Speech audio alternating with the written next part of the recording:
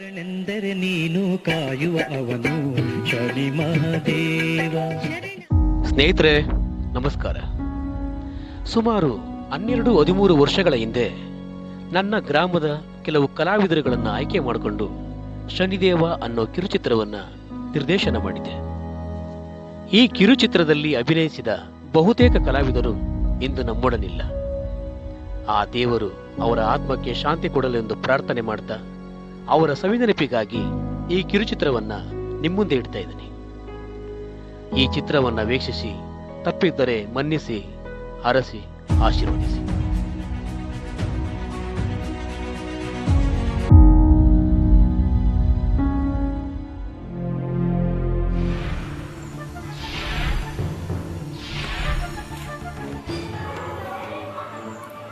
ನಿಮ್ಮ ಗಂಟಲಲ್ಲಿ ಒಂದು ಹುಣ್ಣಾಗ್ತಾ ಇದೆ. ಆ ಹುಣ್ಣು ಕ್ರಮೇಣ ಕ್ಯಾನ್ಸರ್ ತಿರುಗಿದ್ರು ಅಯ್ಯೋ ಪಾಪ, ಎಷ್ಟು ಚೆನ್ನಾಗಿ ಆಡ್ತಿದ್ದ. ಆ ಸತಿದೇವರು ಅವನ ಸ್ವರನೇ ಕಿತ್ಕೊಬಿಟ್ಟ. ಈಗ ಹೇಳ್ತಿಲ್ಲ ತೆಗ್ದುಬಿಟ್ಕೋಬೇಡಿ. ಜ್ಞಾನ ಪರಿಸ್ಥಿತಿ ನೋಡಿದ್ರೆ ಜನಗಳು ಆಡೋ ಮಾತು ಕೇಳಿದ್ರೆ ಆ ಶನಿ ಪ್ರಭಾವ ಅಲ್ದಾನೆ ನಿಮ್ದು ಯಾರಪ್ಪ ಫಸ್ಟ್ ಸ್ವಾಮಿ ಕತೆ ಮಾಡಿ ಅದಕ್ಕೆ ಯಾವ್ದಾರು ಮಾಡಿ. ಮತ್ತೆ ಸಾಕ್ಷಾತ್ ಶನಿ ದೇವ್ರು ಬಂದು ಹೇಳಿದ್ರು ನೀವು ನಾಟಕ ಮಾಡಬೇಡಿ ಅಂತ ನಾವು ಕೇಳೋರಲ್ಲ.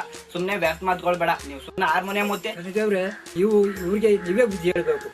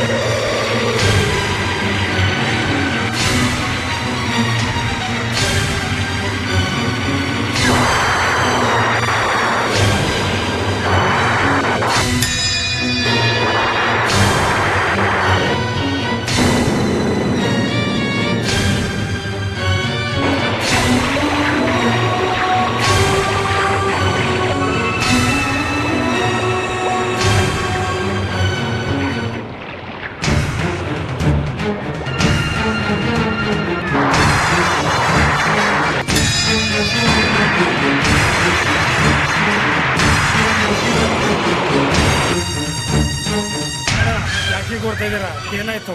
ಅಯ್ಯೋ ಕೆರೆ ಹೊಡೆದಾಗಿ ಕೆರೆ ನೀರೆಲ್ಲ ಬೆಳೆ ನಿಂತು ಬೆಳೆ ಎಲ್ಲ ಕೊಚ್ಕೊಂಡು ಹೋಗೈತಂತೆ.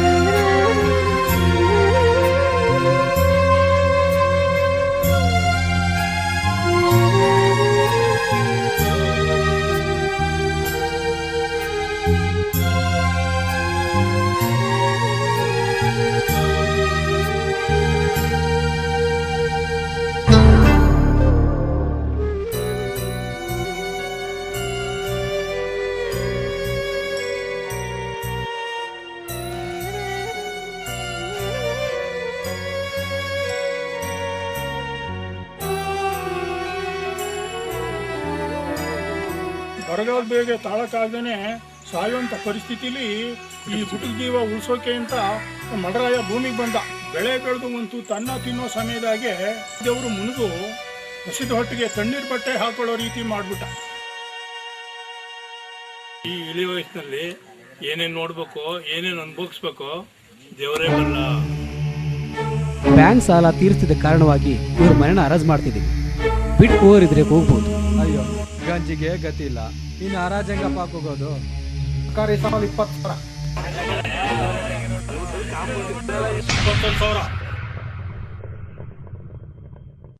21,000, 21,000,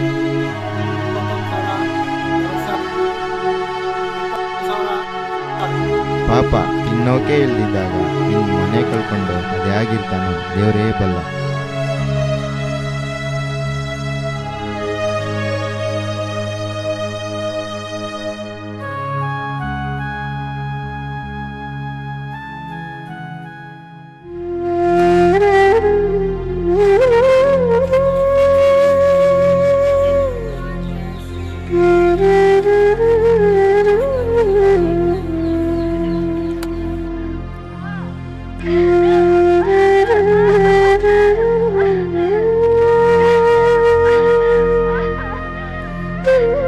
ಮಗ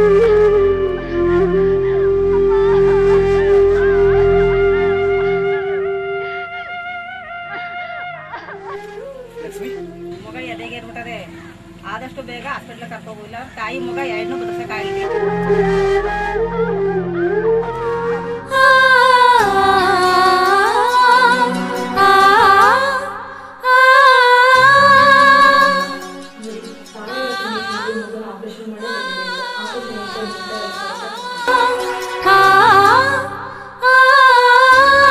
ಬೇಗ ಹಣ ಅರೇಂಜ್ ಮಾಡಿ ನಾವು ಆಪರೇಷನ್ಗೆ ಏರ್ಪಾಡು ಮಾಡ್ತೀವಿ. ಡಾಕ್ಟ್ರೆ, ಹುಡುಗತೀನಿ ಅಂದ್ರೂ ದೇವರು 5 ಪೈಸೆ ಇಲ್ಲ.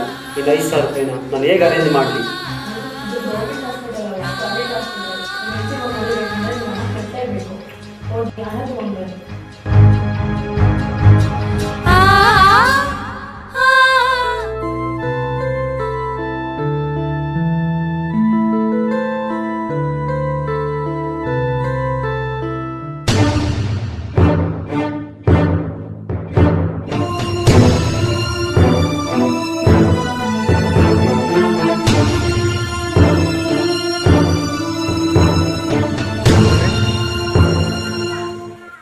ಎಲ್ಲ ಬಂದಿದ್ದು ನನ್ನ ಹೆಂಡತಿಗೆ ಹೆರಿಗೆ ನೋವು ಬಂದು ಆಸ್ಪತ್ರೆ ಸೇರಿಸಿದ್ರು.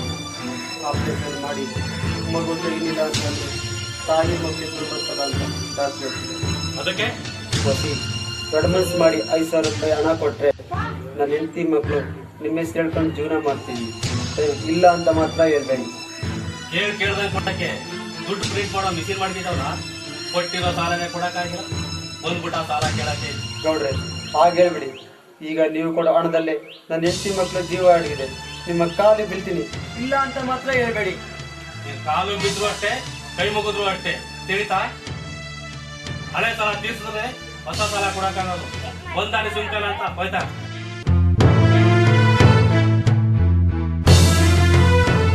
ಲಕ್ಷ್ಮಿ, ಜೀವನ ಪೂರ್ತಿ ಎಲ್ಲ ಜೊತೆಯಾಗಿರ್ತೀನಿ ಅಂತ ಬಂದ ನಿನ್ನನ್ನು ಕಾಪಾಡಿಕೊಳ್ಳಲಾಗದ ಈ ಹೇಡಿ ಗಣ್ಣ ಕ್ಷಮಿಸು ಲಕ್ಷ್ಮಿ. ದೇವ್ರೆ, ನನ್ನ ಬಾಳಲ್ಲಿ ಯಾಕೆ ಈ ಥರ ಆಟ ಆಡ್ತೀಯ? ಈ ನಿನ್ನ ಆಟಕ್ಕೆ ಕೊನೆಯೇ ಇಲ್ವಾ? ಸಮಸ್ಯೆ ಅಂದ ಮೇಲೆ ಅದಕ್ಕೊಂದು ಪರಿಹಾರ ದೇವರೇ ಇಟ್ಟಿರ್ತಾರೆ.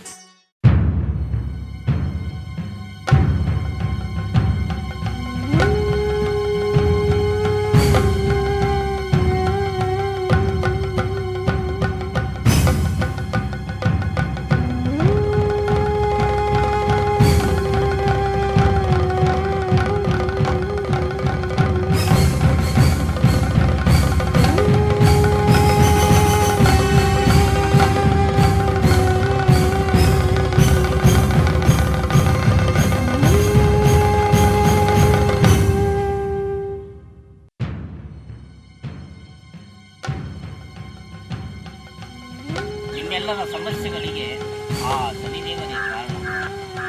ಆ ಶನಿದೇವರನ್ನ ಗೆದ್ದ ಕಾರಣದಿಂದ ಈ ಸಮಸ್ಯೆ ಇದಕ್ಕೆ ಪರಿಹಾರ ಅಂದ್ರೆ ಆ ಸ್ವಾಮಿಗೆ ತಪ್ಪನ್ನು ಒಪ್ಪಿಕೊಂಡು ಭಕ್ತಿಯಿಂದ ಅವನ್ನ ಕತೆ ಮಾಡಿ ಅವನ ಆರೈಕೆಯನ್ನು ತೀರಿಸಿ ಬೆಂಕಿ ಅಂತ ಒಂದು ರೂಪ ಬೆಣ್ಣೆಯಂತೆ ಕರೆದು ಹೋಗಿ ನಿಮ್ಮ ಕಷ್ಟಗಳೆಲ್ಲ ಪರಿಹಾರ ಆಗ್ತದೆ.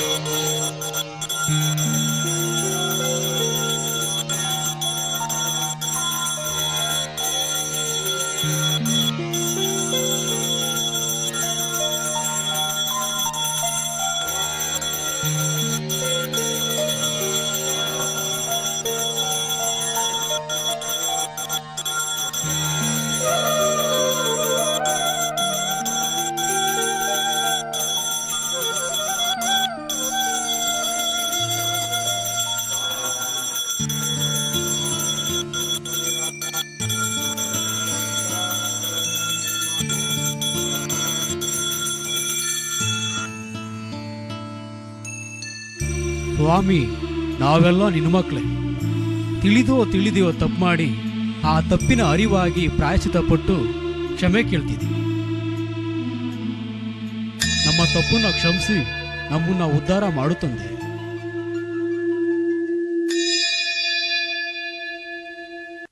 ಬಳಲಿ ಬೆಂಡಾಗಿರುವ ಈ ಜೀವಗಳಿಗೆ ಚೈತನ್ಯ ತುಂಬಿ ಭಕ್ತಿಯಿಂದ ನಿನ್ನ ಕತೆ ಆಡಿ ನಿನ್ನ ಸೇವೆ ಮಾಡೋ ಭಾಗ್ಯನ ಕೊಡು ತಂದೆ.